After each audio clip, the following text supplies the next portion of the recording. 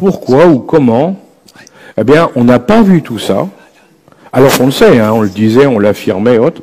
Pourquoi on n'a pas vu tout ça? Et parce qu'on n'a pas voulu le voir, ben on en est arrivé là.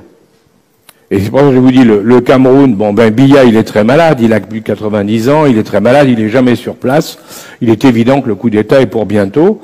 Et le Tchad, ce sont les Français qui ont imposé après l'assassinat de Déby, parce que c'est pas une histoire de combat, hein. Ils se sont battus entre généraux à coups de revolver. Quand Déby a été tué, les Français ont imposé le fils Déby comme patron, comme président, alors que toute la population ne voulait plus de la famille Déby. Donc, faut pas s'étonner si dans les mois à venir, les années à venir, ben Déby va être renversé. Donc, si vous voulez, les déclarations d'Alain Juillet, ancien au cadre du renseignement français, ont de quoi surprendre, non pas tant par leur contenu que par leur source. Lorsqu'un ex-directeur de la DGSE, organe central du renseignement extérieur français, s'exprime sur des enjeux aussi sensibles que la succession politique au Cameroun ou l'intervention supposée de la France dans l'imposition du pouvoir au Tchad, ces propos méritent une attention particulière. Non pas parce qu'ils sont nécessairement irréfutables, mais parce qu'ils ouvrent une brèche dans le discours officiel généralement très feutré autour des opérations d'influence française en Afrique.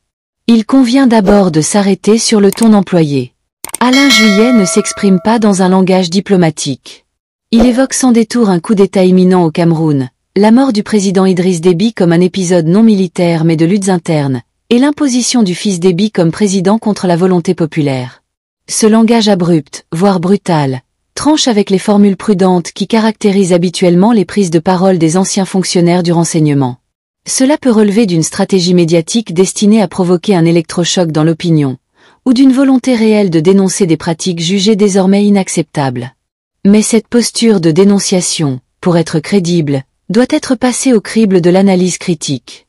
Sur le plan du Cameroun, la situation décrite par Alain Juillet s'inscrit dans une réalité largement documentée. Paul Biya, âgé de plus de 90 ans, dirige le pays depuis 1982. Ses absences prolongées, notamment à Genève, ses rares apparitions publiques et le flou qui entoure son état de santé nourrissent depuis longtemps les spéculations sur une succession imminente. L'hypothèse d'un coup d'État n'est donc pas fantaisiste. Elle est même alimentée par les crispations internes au sein des élites politico-militaires camerounaises, qui ne disposent d'aucun plan de transition transparent ou constitutionnel crédible. Cependant, affirmer de manière aussi péremptoire que « le coup d'État est pour bientôt » relève davantage de l'analyse spéculative que de l'information fondée. Un ancien directeur de la DGSE, aussi expérimenté soit-il, ne peut prédire une rupture politique avec cette certitude sans données précises. L'usage du mot « évident » est ici révélateur. Il participe d'un effet d'annonce plus que d'un exposé rationnel. Il suggère une lecture déterministe des événements politiques camerounais, comme si leur issue était déjà scellée. Or, dans les dynamiques politiques africaines et notamment dans des États autoritaires où les réseaux d'allégeance sont profonds, les ruptures ne surviennent pas toujours quand elles sont les plus attendues. Il y a également lieu de s'interroger sur l'intention réelle d'un tel discours.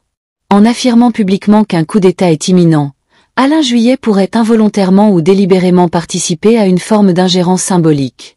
Une déclaration venant d'un ancien responsable du renseignement français peut servir de signal ou d'alerte à certains acteurs politiques ou militaires, tant à l'intérieur qu'à l'extérieur du pays. Dans des régimes à forte instabilité latente, un mot peut suffire à précipiter les rapports de force.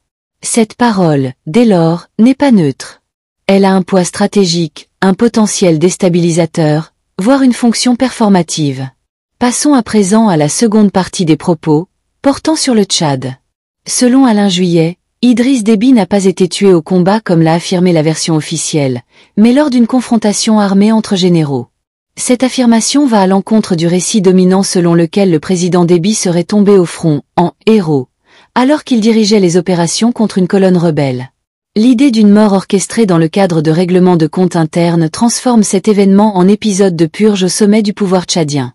Là encore, si cette hypothèse peut sembler plausible étant donné la structure clanique et militaire du régime de Déby, elle ne repose, dans les propos de Juillet, sur aucun élément de preuve vérifiable. La seconde affirmation, celle selon laquelle la France aurait imposé Mahama Idriss Déby à la tête de l'État tchadien, est plus lourde de conséquences politiques. Elle remet en cause non seulement la souveraineté du Tchad, mais surtout le rôle de la France comme acteur néocolonial en Afrique centrale. Alain Juillet, en bon connaisseur des relations franco-africaines, suggère que Paris aurait cautionné, voire orchestré, une succession dynastique en dehors de tout cadre constitutionnel.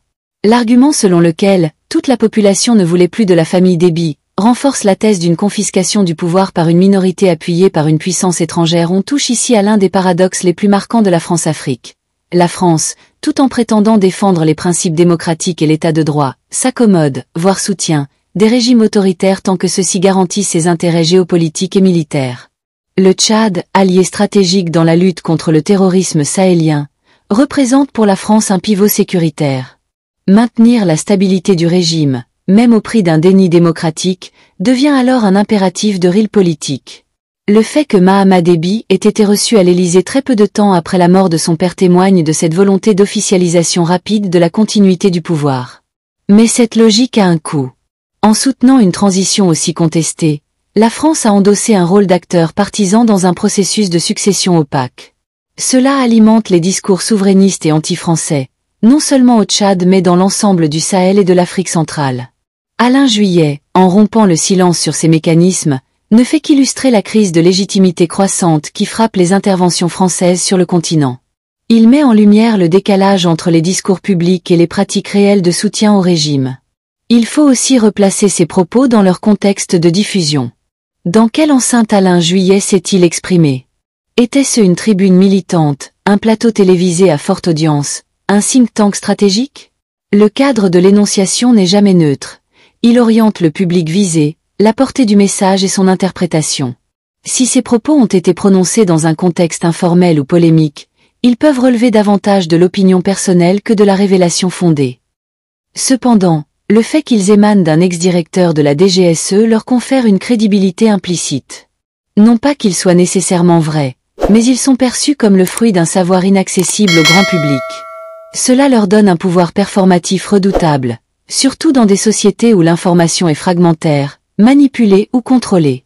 En d'autres termes, même s'ils ne sont pas fondés, ces propos peuvent influencer la perception des événements à venir.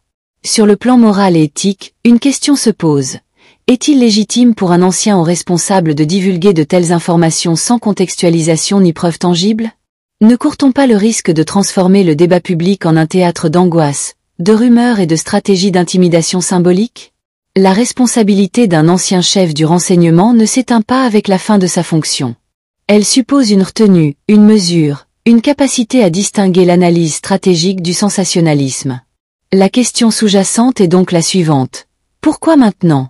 Pourquoi ces déclarations à ce moment précis, alors que le Cameroun approche d'échéances électorales cruciales et que le Tchad fait face à des tensions internes de plus en plus vives? Est-ce un avertissement? Un acte de dissidence interne? Une tentative de repositionnement personnel dans l'espace médiatique? Ou plus cyniquement, un moyen de tester la réaction des parties prenantes locales et internationales? Dans tous les cas, ces propos soulignent une réalité troublante. La démocratie est souvent le grand absent des processus de succession en Afrique francophone. Que ce soit au Cameroun ou au Tchad, les transitions sont envisagées non pas comme des processus citoyens, mais comme des jeux de pouvoir entre factions, soutenus ou combattus par des puissances extérieures. Ce constat amer rejoint celui de nombreux intellectuels africains qui dénoncent une forme de tutelle persistante, malgré les indépendances formelles. Enfin, il serait erroné de croire que les déclarations d'Alain Juillet ne concernent que le Cameroun et le Tchad. Elles dessinent en creux une géopolitique africaine où la stabilité apparente masque des tensions profondes, où les alliances militaires se construisent sur la fragilité des régimes, et où la souveraineté est souvent sacrifiée sur l'autel des intérêts stratégiques extérieurs. Ces propos, pour discutables qu'ils soient, ont au moins le mérite de rappeler que les peuples africains n'ont pas encore conquis pleinement le droit de décider seuls de leur avenir politique. Que ce soit par des coups d'État annoncés ou des successions imposées, le jeu reste souvent biaisé. Il appartient désormais aux sociétés civiles, aux forces politiques autonomes et aux intellectuels du continent de reprendre l'initiative, en revendiquant des transitions transparentes, inclusives et réellement démocratiques. Ainsi, si l'alerte d'Alain Juillet peut servir à éveiller les consciences, elle ne saurait remplacer une analyse sérieuse, informée et ancrée dans la réalité du terrain. Le danger n'est pas tant dans ce qui est dit, que dans la manière dont ces paroles peuvent être instrumentalisées, à des fins de domination, de manipulation ou de légitimation d'agendas opaques. À nous de faire le tri, de questionner les sources, d'exiger des preuves, et surtout de replacer le débat là où il doit être, entre les mains des peuples concernés.